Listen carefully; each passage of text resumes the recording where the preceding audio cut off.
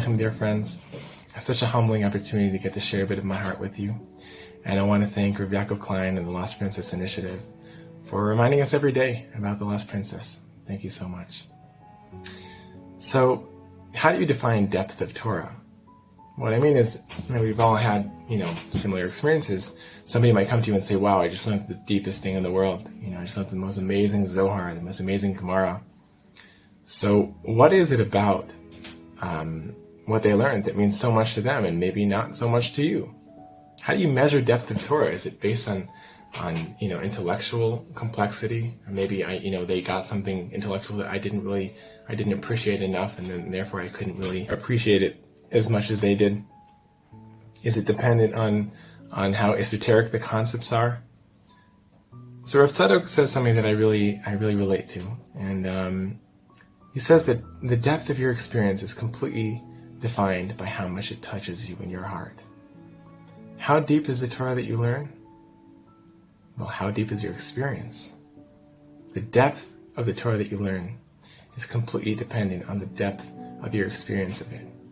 The deeper you feel it, the more powerful, the more it touches you, the deeper the Torah is that you are learning. So somebody might be learning Aleph Bet, and it's touching them the deepest way. And so they're learning the deepest Torah in the world. And somebody might be learning the Zohar, and it touches them in such a deep way, and they're learning the deepest Torah in the world. It's not the information that is deep. It's being available emotionally and with all of yourself, being available there to experience it, that is the depth. Because the depth of Torah is not the appreciation of information. The depth of Torah is the experience of a relationship. So how can we have a relationship with Hashem if Hashem is completely beyond? Hashem is beyond definition. Hashem is beyond name. Hashem is beyond anything we could ever try to attribute to Him. We can't quantify anything about Hashem. We can't define anything about Hashem. How do you have a relationship with Hashem? So in truth, how do we even have a relationship with each other as people? I can know nothing about you, ever. I can know nothing about the depth of your soul. I can know where you live. I can know what name you have. I can know all the nice technical stuff. I can know about some of the feelings that you have. I can't know anything about the depth of your soul. And you can't know anything about the depth of my soul. So how do we have a relationship? How do we have a friendship? How are people married? How do people have children? How do people love their children? So relationship is not about knowing anything and everything about you. It's about knowing that I want to be here and you want to be here too. And we want to be in the same place. And we want to share that experience. That's what it is. And so Torah is Hashem saying, I'm not expecting you to know everything about me.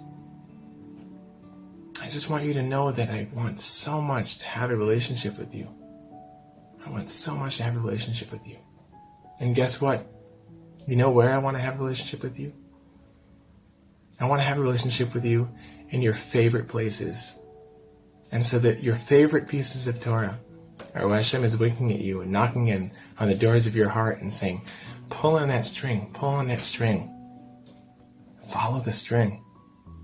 And of course you're going to go through so many different things. You're going to have to learn a lot of other Torah that maybe you don't relate to. And maybe you're going to go through so many places and things and experiences that are so difficult and you can't see Hashem. But your gateway to Hashem is the places that really, really touch you. So if you're having a hard time learning, follow the place that means so much to you.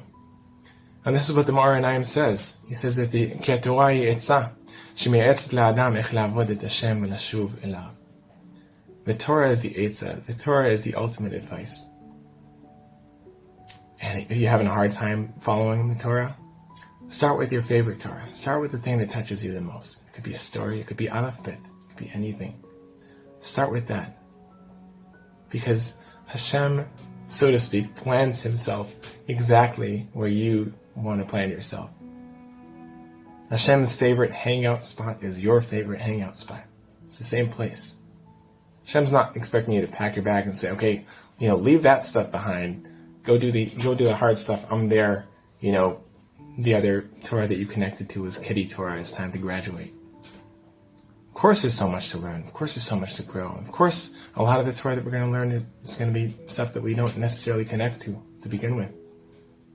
But your gateway to the relationship is your favorite Torah. So give it some credit. Give those little vorts, give those little things, whatever it is, those stories, give them some credit, because those are the places that Hashem wants you to start with. Hashem wants you to follow through with those. And we should be blessed. We should be blessed, Mamash, to trust our intuition with these things, to trust the depth of our experience, to trust that the experiences that we have, the depth of those experiences, is the depth of Hashem's desire for a relationship right there with us. L'chaim, l'chaim.